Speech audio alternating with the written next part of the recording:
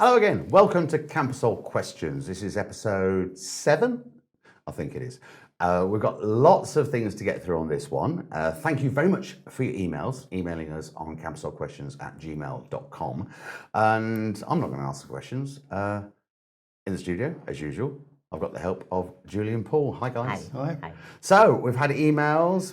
It's been a while. We're in a new studio. We are. I know it doesn't look new, but we are in a new studio. Julie, what would you like to start with? Right, we'll start with the hospital. Back when it first opened, we had a meeting, had a walk round, saw all the equipment. It's a fantastic setup, lots of really new equipment. But there has been a lot of speculation on what's happening with the hours, etc. So Speculation where? Where was the speculation? Whether it's closing, who owns it, who's buying it. And this is all on Facebook, is It's it? all on Most of it? Facebook. Okay. Yeah, so we want to clarify. Okay. So what can you tell us? Right, Paul has had a meeting, and the Business Association contacted the hospital, and Paul went and had a meeting with them to clarify what was going on. Paul, what did you find out? Right, I had a meeting with the management, and obviously they've got a spokesman, and I asked him a few questions. The main one that people seem to be thinking, it's dark at night, is it closed? And the answer to that is no, it's not. They've changed their hours. They trialled it for 3 months, open 24 hours, 7 days a week. And from that, they ascertained that at night it wasn't really being used, and in the afternoons it wasn't really being used that much. So the new hours are Monday to Friday, 8 till 3. So they used the opening of the hospital as a trial thing, Yeah. to just basically see when the people of Campusol want to use the hospital and look at when it's best to open and when it's really not viable to open. Yeah, yeah. So they've come up with a new schedule. And what was the schedule again? It's Monday to Friday, 8 till 3, 8 a.m. till 3 p.m. Okay. To be honest, it's not really financially viable to have a team of people on from 3 o'clock till 8 o'clock in the morning if one person's going in. Okay, and at the end of the day, this is a private hospital, and they've got to sustain themselves until a point where they can extend the hours. And are they looking to sort of in the future looking at extending their hours and building? Yeah, what they really want to do is they want to get other revenues, if you like, from the the regional Spanish health system. They want to be able to use that, and also the insurance companies, not only the domestic ones, but also holiday makers and things like that. And when all that comes on board, they'll expand their opening hours. It's at the moment they've got to wait because the tendering system for the regional health authority is done for the whole region all at once. It's overdue at the moment, but it will come up, and that's what they'll be bidding for. So they seem to be very confident they're going to get it, and when that happens, then they'll start taking appointments for the afternoon, and that's when it'll start to extend. And then obviously also with the domestic insurance, they're looking to get one of the biggest companies to actually sign up very shortly. So they'll start taking appointments really in the afternoon. And the same with holiday insurance, and they're looking at GHICs cards. Sorry, what's GHICs? The GHIC, that's if you're going on holiday, you're in the UK and you're going on holiday, or any European company, you can get a card from the NHS, so you can have treatment abroad. Is that still viable after Brexit? I don't know. Yeah, it used to be called EHIC. Yeah. Ah, okay. Which was European health. Yeah. And now it's GHIC, which is global health. So that's why it's changed, because of Brexit. Yeah. So there's lots of other ways they're looking at getting more patients in, but at the moment they've got to wait. And that's what it's all about. They can't have a hospital open 24 hours a day when most of the time the staff that they're paying is sat really with nothing to do. Yeah, of course. I also heard, someone's asked me, they said to me about has the hospital changed hands? Is it under new ownership or something like this? No, And I don't know. Yeah, that's another thing we went into. There has been speculation that and two names have been bandied around. No, it's not under new ownership, and the two names that have been bandied around, they were shareholders from the very beginning, so they're not new.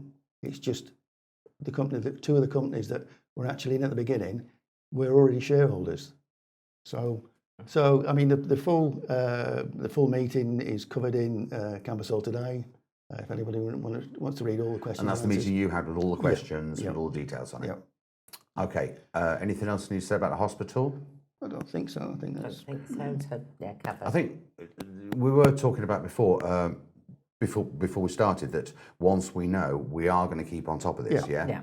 So on the next program, if you're tuning in to Cambusol Questions, then we are going to try and keep on top of this. And so keep your emails coming to us. If you've got a specific question about the hospital, then email us on cambussolquestions@gmail.com. Getting that right for a start. Right. Okay, guys. What other emails have we had? Podders. Sorry? Podders. Podders. To you. I need more than that. What you got? Garden waste. Ah, right. Yes. Right. Now, on the last one, I think it was the last one, we said that the town hall are setting aside an amount of money to take the waste from one area, which was on C sector by the hotel. Yeah, they said they're going to spend, how much was it? 30 grand, something like that, roughly. Yeah. Okay. It's not been done yet. Okay. It will be done. But they have rightly decided that if they do it without having a place to put the new garden waste, it's going to get full of garden waste again. So they are organising the two new sites for the garden waste to go in. Once they've organised that, then they will remove the garden waste. So it's common sense, really. So there's two new sites. Yeah. Do we know where they are, or have you any idea? One of them, the one that we know for sure, is the one by the hotel. Well, for sure. That's by the island, because there's an area fenced off by the island, just by the side of the old golf range. Yeah. And that area there. Yeah, but it won't be the whole area. Right. Yeah. The council's governing board only passed 500 square metres. They've fenced off over 5,000 square metres, so it's only going to be the corner where the gate is. So it's not going to be. It's not going to be all of it. So when that's opened, then people take the garden waste there. Yep. Yeah. And that's an official place to take it. Yeah, there will be certain times to take it, and it will be manned.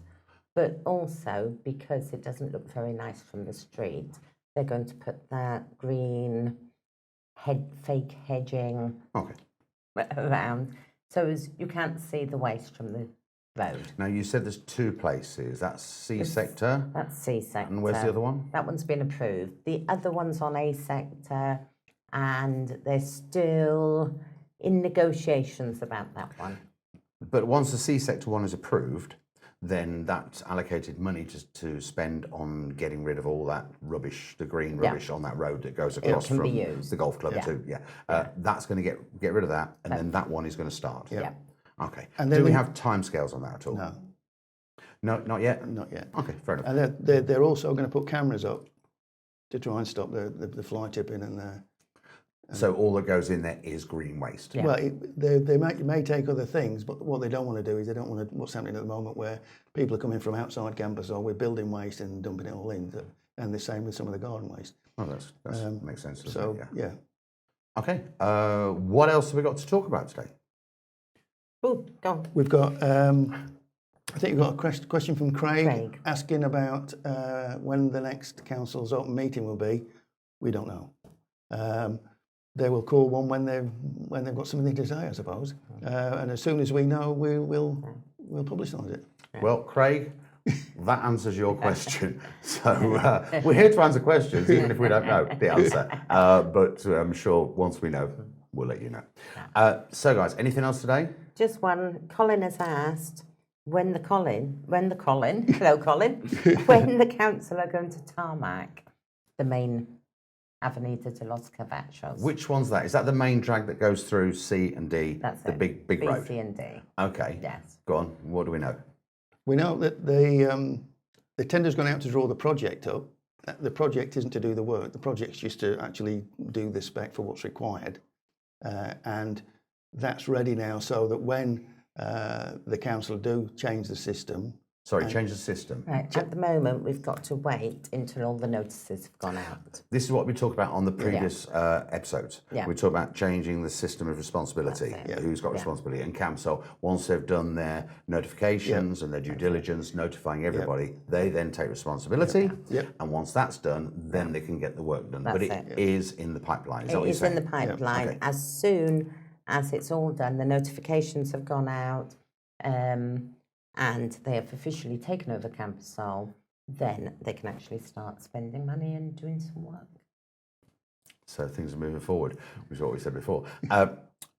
One other thing I want to mention and want to ask, what's happening at Christmas? Oh, okay. So, 6th of On December, the 6th of December, what's happening then? From 4 o'clock, all the children, big and little, can come and help decorate the Christmas tree, the CAMSOL Community Christmas tree. And then we've got 2 days from the 19th to the 20th. What's happening there? Right, between the we have the Christmas market in the B car park by the commercial centre. Is that where the bubbles were? That's where the bubbles were. Where all the estate agents are on that side? Agents, okay, yeah. Yeah, so we'll have a Christmas market selling all Christmassy things run by the charities and associations. So everything will go back into the community. And then on the 20th, we have Santa. So Santa will be coming at 5 o'clock on the 20th. Okay, and all the kids are welcome. There's and going to all be a choir. Kids, yeah. Mulled wine.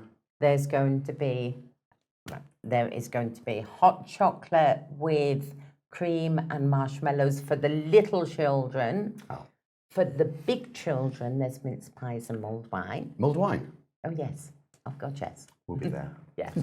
And there'll be the children singing after Santa, then the carol service. Oh, brilliant. Okay. And then our very own Paul Price will be playing. Playing music. Playing music. We'll see what happens. We'll see what happens. But it's going to be a Christmas do. So if you want to come along, then it's the 6th for decorating the tree, the 19th and 20th for all the Christmas festivities. Now, if you're an organisation watching this or a charity watching this, and you're thinking, well, how do we get a stall?